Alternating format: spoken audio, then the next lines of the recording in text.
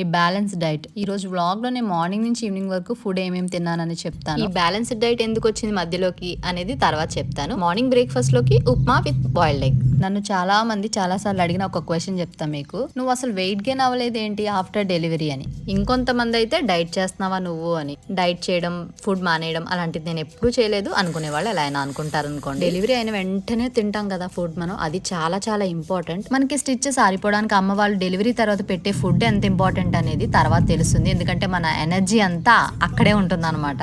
ఇంకా బేబీకి 1 year వచ్చేసిన తర్వాత మనకు నచ్చిన ఫుడ్ మనం తింటాం కదా, ఆ ఫుడ్ తినేటప్పుడు మాత్రం చాలా జాగ్రత్తగా తినాలి. ఎందుకంటే 1 year తర్వాత తింటున్నాం కాబట్టి మనకు నచ్చిన ఫుడ్ తినేస్తాము, అక్కడే బ్యాలెన్స్ తప్పుతాము, అప్పుడు వెయిట్ గెయిన్ అవుతాము. రోజు ఒకేలాగా బ్యాలెన్స్డ్ గా డైట్ ఫాలో అవ్వాలంతే. ఆఫ్టర్నూన్ లంచ్ లోకి ఫిష్ ఫ్రై విత్ పప్పుచారు సూపర్ కాంబినేషన్ కదా. ఇంకా తర్వాత కొంచెం బీట్రూట్ జ్యూస్ తాగాను. నైట్ డిన్నర్ లోకి ఆమ్లెట్, ఫిష్ ఫ్రై, సాలెడ్, ఒక కప్ రైస్ తో ఫినిష్ చేసేసాను.